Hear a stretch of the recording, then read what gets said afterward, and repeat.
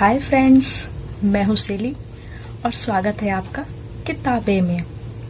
दोस्तों, विवाद और किताबें, इन दोनों का आपस में कोई संबंध होना ही नहीं चाहिए। पर सच में क्या ऐसा है? हमारे यहाँ ऐसी कितनी किताबें आती हैं जो आने के बाद या कई बार आने के पहले ही विवादों में घिर जाती हैं। तो हिंदी के पाठक होने के नाते हमें इन विवादित किताबों के बारे में भी जानना चाहिए। इसलिए मैं लेके आई हूँ एक विवादित किताब सीरीज। इस सीरीज में हम उन किताबों की बात करेंगे जो किसी न किसी कारण से विवादों में रही हैं। हम यह भी देखेंगे कि इस किताब में ऐसा क्या खास था जिसकी वजह से यह किताब इतनी ज़्यादा कंट्रोवर्सी में फंसी, और क्या उस बुक्स को इस तरीके से विवादों में फंसना चाहिए था या नहीं।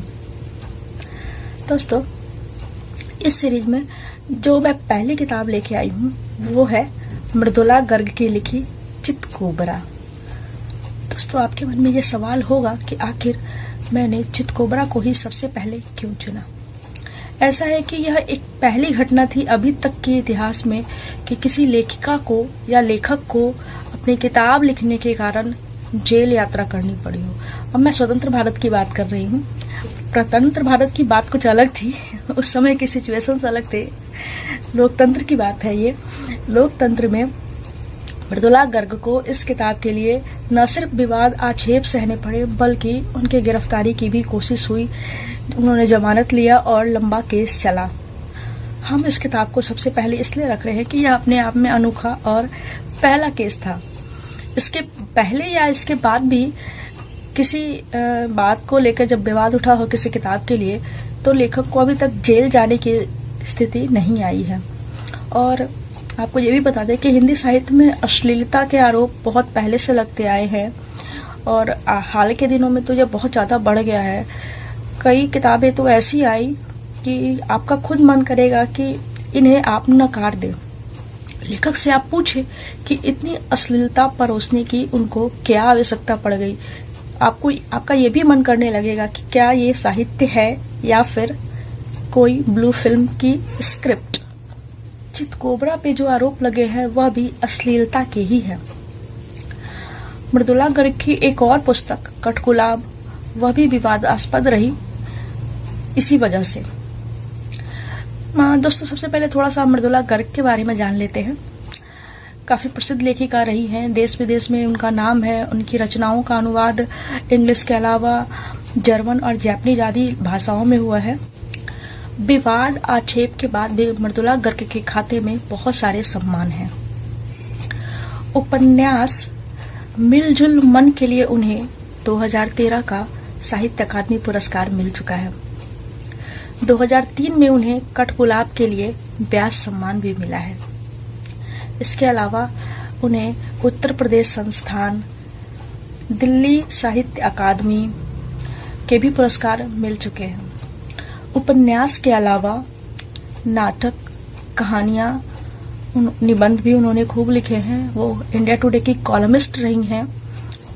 1975 में उनका पहला उपन्यास उसके हिस्से की धूप आई थी। यह भी काफ़ी फेमस रही थी किसी लेखक के पहले उपन्यास के अकॉर्डिंग। और उसके बाद जब उनका तीसरा उपन्यास आया चितकोबरा, तो आते ही यह विवाद में फंस। यह 1979 में आया था। इस पे अश्लीलता के आरोप लगे।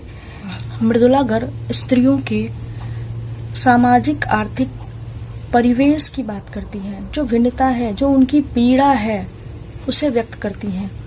उनके पात्र अक्सर विवाहेतर संबंध बनाते हैं, जिसके कारण वो विवादों में आते हैं।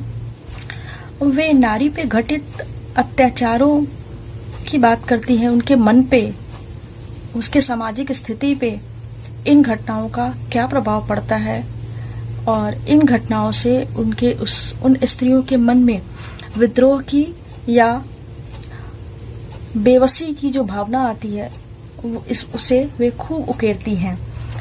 मृदुला गर्ग के जो पात्र होते हैं अक्सर वो द्वंद्व में फंसे होते हैं, और अंत तक आते आते वह पाठकों के ऊपर छोड़ती हैं कि निर्णय कैसा क्या रहेगा।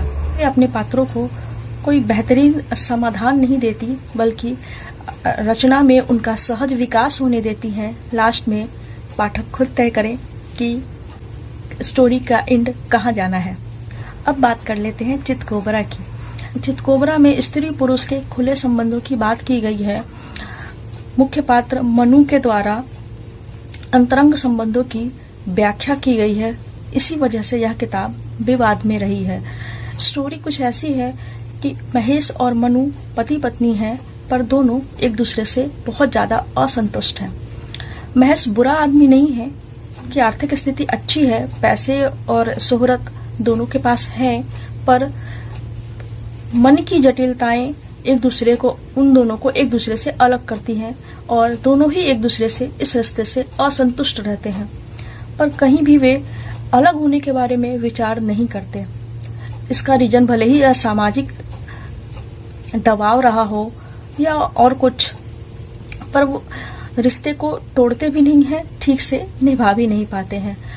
मनु अपने हिसाब से उस रिश्ते में सब कुछ पूरी जान डालती है, पर भी न वो खुद संतुष्ट हो पाती है, न उसका पति महेश। उसके जिंदगी में रिचर्ड आता है। उन दोनों की मुलाकात एक नाटक के रिहर्सल के दौरान होती है। रिचर्ड फॉरेनर है, पादरी है, भारत भ्रमण के लिए आया है और विवाहित भी है। रिचर्ड के रूप में हमें ऐसा पुरुष पात्र मिलता है जो इस समाज के अधिसंख्य पुरुषों का प्रतिनिधित्व करता है। दोस्तों, मेरे चैनल को सब्सक्राइब कर लें, साथ ही बेल आइकन को भी प्रेस कर लें ताकि आपको सभी नोटिफिकेशन सबसे पहले मिल जाएं। Thank you. यह ऐसा पात्र है जो पुरुषों की उस फंतासी के बारे में बताता है कि वो एक साथ अनेक स्त्रियों के साथ संबंध रखना चाहते हैं, या उनकी इच्छा होती है कि उनके संबंध जीवन में विभिन्न स्त्रियों के साथ हों। बहुत सारे पुरुष होते हैं कि अपनी इस इच्छा पे काबू पा लेते हैं, और कई पुरुष ऐसे होते हैं जो इसे पूरा करने के लिए निकल पड़ते हैं। रिचर्ड ऐसा ही पात्र है। रिचर्ड की पत्नी के माध्यम से हमें यूरोपीय स्त्रियों की पीड़ा के बारे में भी पता चलता है। स्त्री पुरुषों के संबंधों की जटिलताओं के बीच यह स्टोरी शुरू होती है, यहीं खत्म भी होती है। अब विवाद की और आगे थोड़ी डिस्कस कर लेते हैं, बातचीत कर लेते हैं विवाद से रिलेटेड। मृदुला गर्ग ने अपने इंटरव्यू में बताया था कि उनका कहना था कि यह विवाद उपन्यास में जो तथ्य हैं या जो वर्णन आया है उसकी वजह से नहीं था। वो कहती हैं कि साहित्य में शीर्ष पे बैठे कुछ लोग इससे बर्दाश्त नहीं कर पाए, उन्होंने कुछ लोगों की बातें नहीं सुनी, इसकी वजह से यह सारा खेल रचा गया और उनके ऊपर पुलिस केस कर दिया गया कि यह किताब बहुत ज़्यादा अश्लील है और इसका सोसाइटी में बने रहना ठीक नहीं है। मृदुला जी के गिरफ्तारी वाला जो प्रसंग है वह जानना भी आपके लिए उपयोगी होगा।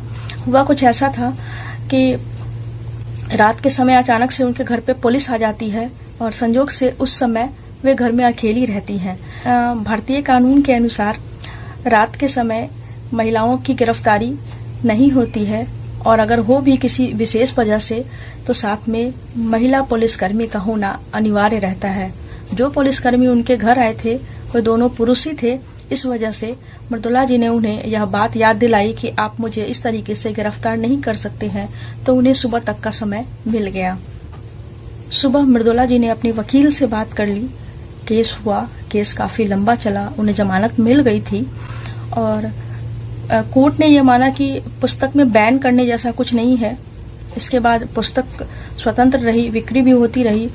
मृदुला जी कहती हैं कि सबसे मज़ेदार बात तो ये है कि अगर मेरी पुस्तक अश्लील थी या है तो जिन लोगों ने भी आरोप लगाए उन्होंने किताब को न बैन करने की मांग की, न इसे दुकानों से हटवा लेने की मांग की, बस सीधे सीधे लेखिका को ही गिरफ्तार करने की मांग की और पुलिस वाले इसे पूरा करने आ गए थे।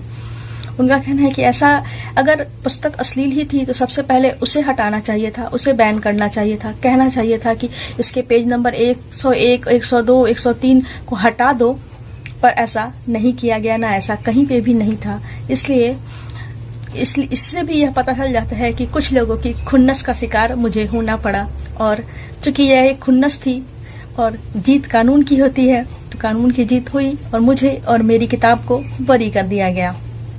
दोस्तों, चितकोबरा में खुलापन तो है पर यह सीमित है, और आपको यह किताब जरूर पढ़नी चाहिए। आप इसे पढ़ें, देखें कि क्या यह किताब इस तरीके से विवादों में बने रहने लायक थी या नहीं। इसका निर्णय आप खुद भी पढ़ के कर लें। वीडियो कैसी लगी मुझे जरूर बताएं। अंत तक बने रहने के लिए धन्यवाद। जल्दी ही इस सीरीज की अन्य किताबों के बारे में हम बात करेंगे। Bye bye.